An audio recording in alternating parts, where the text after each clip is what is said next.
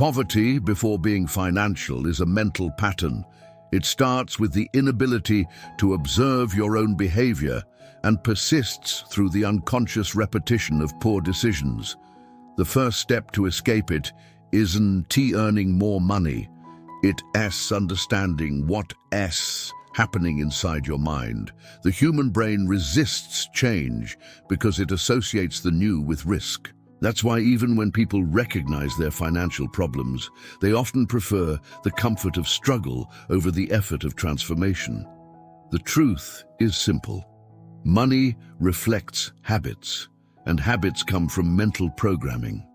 If your mind doesn't change, your financial reality won't either. The first task is to eliminate the scarcity mindset. It makes everything seem out of reach, creating a cycle of fear that blocks rational action.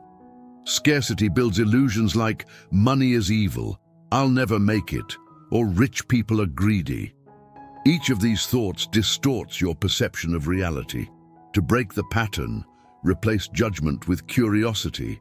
Instead of saying, "That's not for me," ask, "How can I learn that?" The mind shifts from rejection to discovery. This small cognitive change moves your focus from limitation to creation. The second correction is understanding that your current financial situation is the direct result of past decisions. Math doesn't lie. If the outcome is negative, the process was flawed. Accept that without guilt. Acceptance isn't weakness, it's analysis. And every rational analysis begins the cure. Poverty persists because people focus on symptoms, like a lack of money, and ignore the cause, which is behavior. Write down the mistakes you keep repeating: impulse purchases, lack of planning, no savings. Each pattern you identify loses power over you. Awareness breaks the cycle. Next, understand the value of time as your primary asset. Money is simply the physical form of how you use your hours. Poor people spend time, rich people invest it. Controlling your time is more valuable than controlling your paycheck. Track how you spend every hour of your day on work, rest, entertainment, and decisions. Productivity doesn't mean working more, it means working with intention. When your time has purpose, your financial progress becomes inevitable. Managing money is mathematical, but emotion keeps most people from doing it correctly. People fear numbers because numbers expose the truth. From now on, stop hiding information from yourself. Write down every dollar that enters and leaves your life. No rounding, no skipping. Precision is power. Wealth doesn't come from luck, it comes from measurement. The brain becomes clear when it faces data. Another key reprogramming step is replacing instant gratification with logical satisfaction. The poor mind seeks relief. I worked hard. I deserve to spend. The rich mind seeks coherence. I worked hard. I deserve to invest. Pleasure fades. Return compounds. Train your brain to understand that comfort and progress are not the same thing. Once it learns that stability brings real peace, the impulse to spend weakens naturally. Before making any decision, apply rational questioning. Ask yourself, do I really need this? What value or return will it create? Is the opportunity cost worth it? These three questions stop 90% of impulsive choices. Poverty is emotional, wealth is analytical.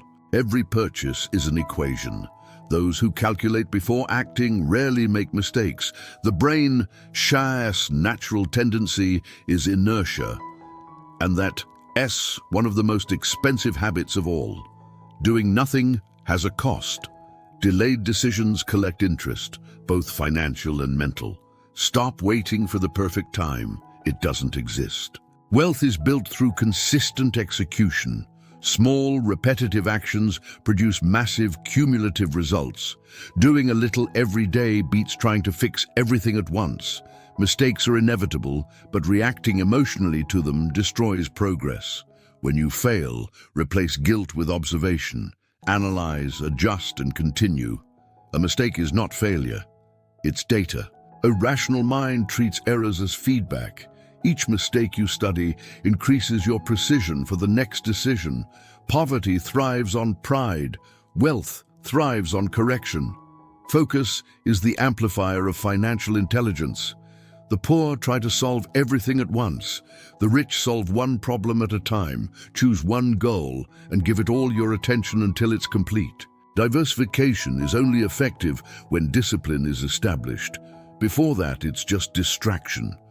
Energy directed toward one goal multiplies results. Scattered focus wastes potential, and wasted focus costs money. Ignorance has a price. Everything you don't understand about money costs you. Inflation, taxes, and interest all exploit financial illiteracy. Learning about money isn't optional. It's self-defense. Read, study, and observe. You don't have to be an expert. You just have to be informed. Every financial concept you master becomes a shield against manipulation and loss. Wealth follows a simple equation. Earn more than you spend and invest the difference consistently. The emotional mind complicates the obvious. Prosperity doesn't require genius. It requires discipline. Anyone who applies this equation long enough stops depending on luck and starts depending on logic. Another essential principle is neutrality toward comparison. Watching other people's success emotionally wastes energy. Observe like a scientist. What can I learn? How can I replicate this? Comparing out of envy is emotional. Comparing for strategy is rational. Money flows to those who study behavior, not to those who merely wish for results. Finally, control your environment. The mind adapts to its surroundings. Chaos leads to impulsive decisions. Order leads to precision. Organize your workspace, your digital tools, your routines, and even your relationships. Every stimulus sends a message to your brain, and your brain acts accordingly. External order creates internal order, and internal order drives better financial decisions. Changing your relationship with money isn't an event, it's a process. Each note, calculation, and logical choice rewires your neural patterns. The brain starts linking structure to safety. Confidence built on data replaces anxiety built on emotion. When your mind operates like a spreadsheet, without drama, without guilt, without illusion, poverty becomes impossible, because poverty can't exist where logic reigns. The second week begins once your mind understands that money isn't luck, it is a system. The goal now isn't just to control your money, but to optimize it. If last week you learned how to record and calculate, this week you'll learn how to interpret. Most people know how much they earn and how much they spend, but they don't understand what those numbers reveal. Knowing the figures is information. Interpreting them is financial intelligence. This week is about analysis, efficiency, and growth. The mission isn't to work harder, but to get better results with the same effort. The first principle is understanding your personal cash flow. Every dollar that enters or leaves your life follows a direction. If your money passes through you without staying, you're just a channel, not a builder. Money needs a structure to accumulate. Divide your income into 3 logical categories: survival, growth, and reserve. Survival maintains your present, growth builds your future, and reserve protects you from emergencies. People who don't design flows create leaks, and leaks silently destroy wealth. The second rule is efficiency. Wealth doesn't come from working more. It comes from working with precision. Review your daily activities and identify which ones actually create financial results and which ones only drain your energy. Eliminate or delegate what doesn't produce returns. Every wasted minute is a lost asset. The same applies to your spending. Cut costs that don't produce measurable value. Efficiency is what transforms limited resources into sufficiency, and sufficiency into abundance. Next comes mental energy management. Decision-making consumes brain power, and too many daily choices create fatigue. That's why people make smarter decisions in the morning and impulsive ones at night. The solution is automation. Create fixed financial rules. A set percentage for investing, another for expenses, another for saving. This reduces mental fatigue and prevents emotional spending. Predictability is the shortcut to discipline. The fewer emotional decisions you make, the stronger your financial consistency becomes. Now it's time to apply progressive optimization. No system starts perfect, but every system can improve.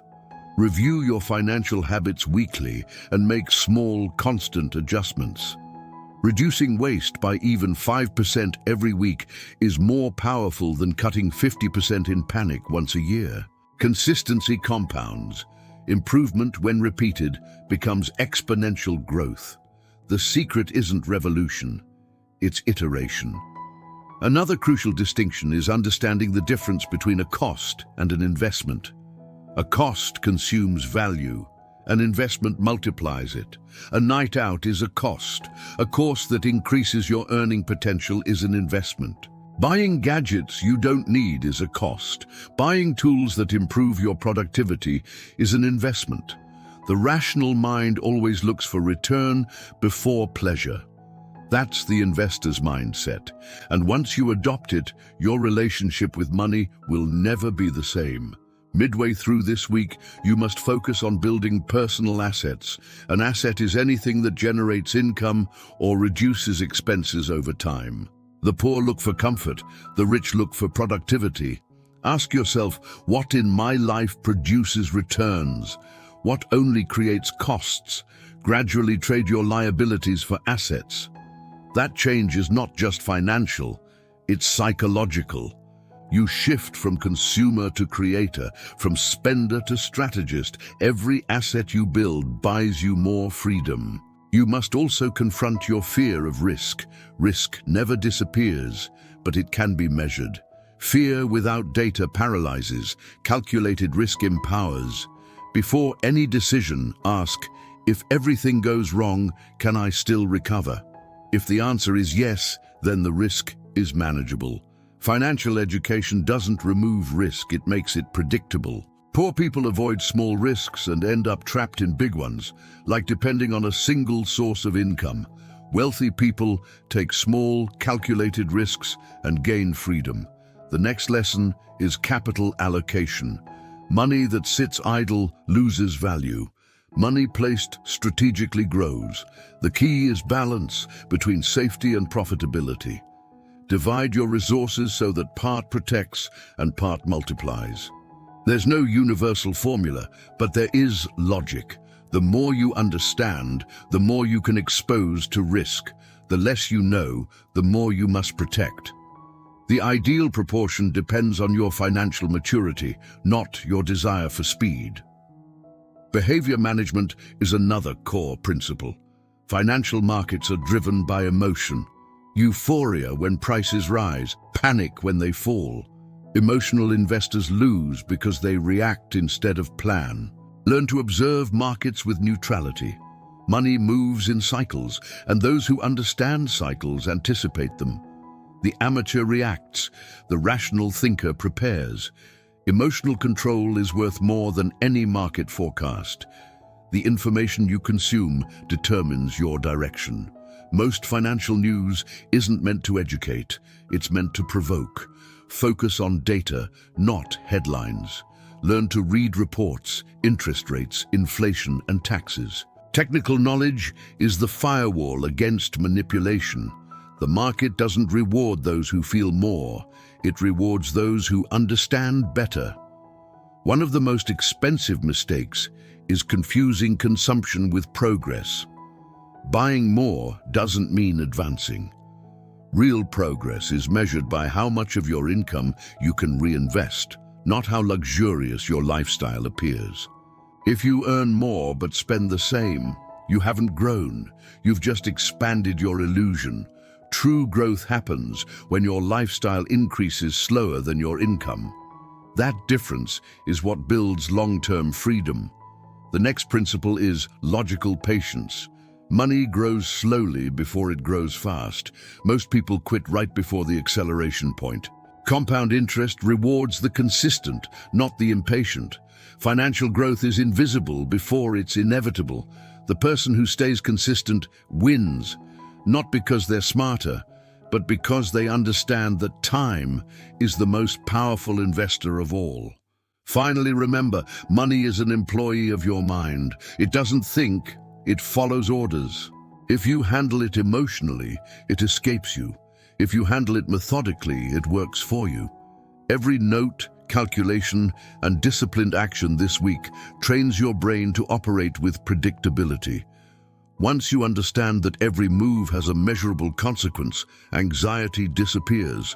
What replaces it is what the wealthy call financial peace, not because they have more, but because they know exactly what to do with what they have. The third week marks the moment when logic begins to produce visible results. Your mind is now more disciplined, your financial tracking has become second nature, and your behavior is starting to align with reason. From here on, the focus shifts. It is no longer just about organizing money, it is about making it grow. This stage is about rational expansion, learning to apply, multiply, and protect capital in a predictable way. Wealth doesn't appear by chance. It's the mathematical consequence of consistent, well-structured decisions.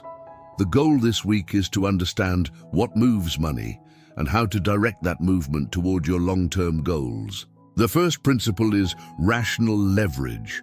Leverage doesn't mean taking reckless risks. It means amplifying results intelligently. It's using resources, knowledge, or systems to increase returns without increasing effort in the same proportion. The average person trades time for money.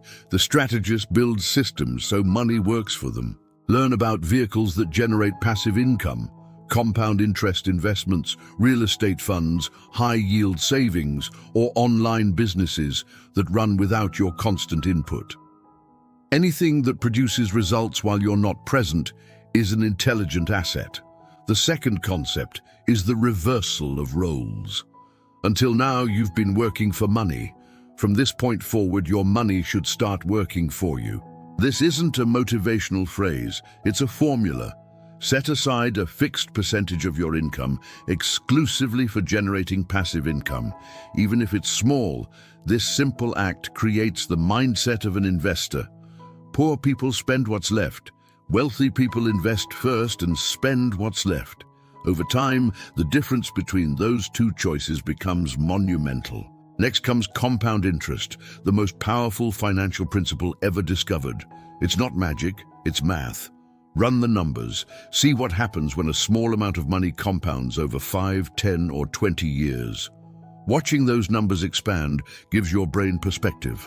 The poor mind dismisses small gains because it seeks emotion. The rich mind respects consistency because it understands scale. Compound interest is the reward for patience and discipline. Now you need intelligent diversification. This doesn't mean investing in everything, it means creating balance. A strong portfolio has both protection and growth. Security maintains your stability. Growth expands your future. Diversification should be based on knowledge, not fear. The more you understand an asset, the more exposure you can safely allow. Risk is not determined by the market, it's determined by your ignorance of it. Another critical point is reinvestment. Reinvesting your profits is what separates those who collect money from those who build wealth. Many people interrupt their growth because they convert returns into consumption. Reinvesting is amplification. It's the principle of geometric progression applied to life. Every return you re-inject into the system increases the base for the next cycle of gains. That's how exponential growth happens, not by luck, but by logic. At this stage, it's time to build a personal financial system. Just like a business has cash flow, reserves, and growth capital, you need structure. Create separate accounts, one for fixed expenses, one for investments, one for opportunities. This mental and logistical separation eliminates confusion, prevents emotional spending, and ensures clarity. Order creates efficiency. and efficiency compounds over time into stability. Continuous financial education is non-negotiable. The financial world evolves constantly. New tools, new rates, new opportunities. What works today might be outdated next year. Dedicate weekly time to study. Read about economics, taxes, and investing principles. You don't have to be an expert, but you must stay informed. In modern society, the financially illiterate are and those who can read. They those who stop learning. The next lesson is risk and reward management. Every financial decision is a balance between what you can gain and what you can afford to lose. Amateurs only look at potential gains. Rational investors analyze possible losses first. Ask yourself, if this goes wrong, does my system survive? If yes, the risk is manageable. Wealth is built by stacking safe risks, not by gambling on big wins. Avoid financial hallucination. When your money starts to grow, your brain tends to overestimate your intelligence. That's when most people lose what they built. Stay humble. Growth isn't proof of genius, it's proof that your system works. The same discipline that built your wealth must protect it. The moment emotion takes over, the system collapses. Understand that time and interest are invisible partners. Time turns discipline into fortune. Every dollar properly invested becomes an employee that works 24 hours a day. That's why impatience is the enemy of wealth. It breaks the natural rhythm of growth. Math doesn't care about feelings. While you sleep, time does the heavy lifting. Now let's talk about liquidity. Wealth isn't just about what you own. It is about what you can access when you need it. Having money locked in rigid assets may feel safe, but limits flexibility. Keep a healthy balance between liquidity and long-term investments. Liquidity gives you power, the power to act when opportunity appears. Without it, you're trapped by your own system. Finally, develop the multiplier mindset. Every profit must serve a purpose to create new sources of profit. When you earn, think about how that earning can fund another income stream. Money without purpose stagnates. Money with direction multiplies. True wealth isn't a pile of assets. It's a network of systems that feed each other. By the end of this third week, you'll realize that real wealth is measurable, predictable, and transferable. Measurable because numbers never lie. Predictable because habits create patterns. Transferable because knowledge can be taught and repeated. You're not just accumulating money, you're mastering logic. And logic, once learned, can't be unlearned. When your mind operates like a system, poverty can't survive because poverty depends on chaos. And where there's structure, chaos dies. The fourth and final week is about consolidation. By now, you've learned to control, analyze, and multiply your money logically. The focus now isn't growth, it's sustainability. The real challenge isn't getting rich, it's staying rich. Most people lose what they've built because they relax as soon as progress becomes visible. This final stage transforms discipline into identity. When logic becomes instinct, wealth becomes permanent. The goal now is to make your system self-sustaining, so growth continues automatically. That's the difference between temporary success and lifelong stability. The first rule is vigilance. No system maintains itself without oversight. Just as companies review their balance sheets, you must review your finances monthly. Study your cash flow, measure results, and correct small deviations before they become major issues. Regular monitoring prevents decline. Poverty doesn't return because of bad luck. It returns because of negligence. Your financial system and your mind both require maintenance. The second rule is building a stability reserve. An emergency fund isn't a luxury. It's a logical shield against chaos. It protects your decisions from fear. When you have savings, emotion no longer drives your financial behavior. Aim to have at least 6 months of essential expenses saved. That margin creates peace of mind and allows you to make rational decisions even during uncertainty. Stability eliminates panic. The third principle is scenario planning. Nothing in the economy is static. Markets shift, industries change, and technology evolves. Those who adapt survive. Those who ignore reality collapse. Always plan 3 versions of your future: optimistic, neutral, and pessimistic. For each one, outline how you would adjust your finances. This habit trains your brain to think strategically, not emotionally. The future rewards the prepared, not the hopeful. The fourth rule is simplicity in structure. Complexity creates fragility.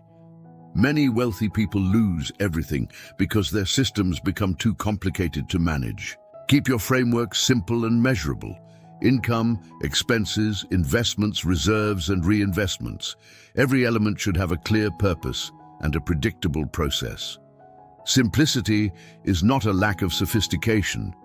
It's advanced intelligence. Order creates resilience. Another essential concept is asset protection. As your capital grows, external risks grow with it: taxes, inflation, lawsuits, or bad partnerships. Protect yourself through diversification and legal structure. Don't rely on one income stream. Secure your assets through proper documentation, insurance, and professional guidance. The law, when understood, is a tool for preservation, not a threat. Those who ignore the legal system unintentionally finance it with their own mistakes. Next comes the legacy mindset. Money's true power lies not in consumption, but in continuity. Think beyond yourself.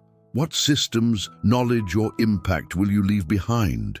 Legacy isn't charity, it's the transmission of intelligence. Teaching what you've learned multiplies your wealth through others. Rational wealth is never selfish, it's designed to last. The seventh principle is periodic strategy review. No plan is permanent.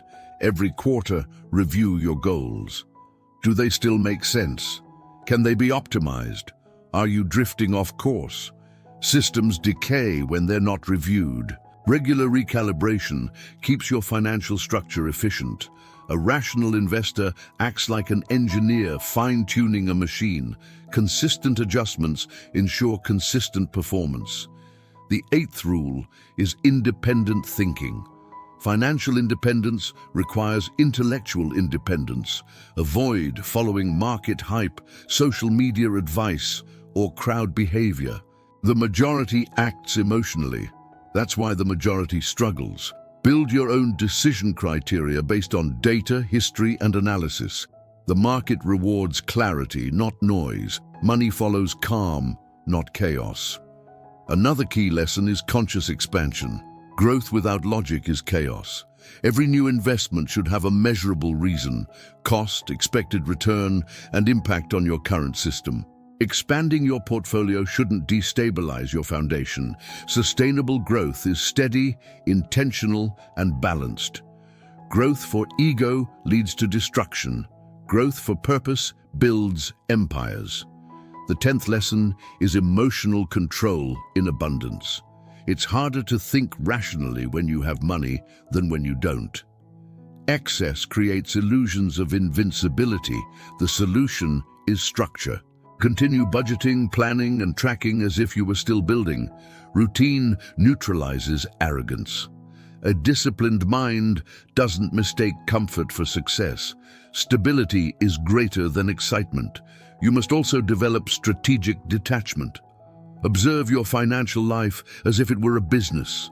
Analyze profits, expenses, and performance without emotion. Detachment gives clarity. Objectivity exposes flaws that comfort hides. Wealth doesn't need emotion, it needs precision. Rational wealth is quiet because it's based on analysis, not validation. One of the final keys to lasting success is tax and legal optimization. Many people lose money not because of bad investments, but because of ignorance. Learn about taxes, deductions, trusts, and legal protections. The system is neutral. Those who understand it use it. Those who don't, fund it. Knowledge of the law is a sophisticated form of financial intelligence. And finally, the closing concept of this entire process: automation of prosperity. When logic is repeated long enough, it becomes instinct. You stop doing financial management and start thinking financially. Rational choices become automatic, anxiety disappears, and predictability takes its place. This is true freedom, when money stops being a source of stress and becomes a tool of precision. Poverty relies on disorder, and disorder cannot survive where logic rules. When your mind becomes a system, wealth stops being a goal and becomes a natural state.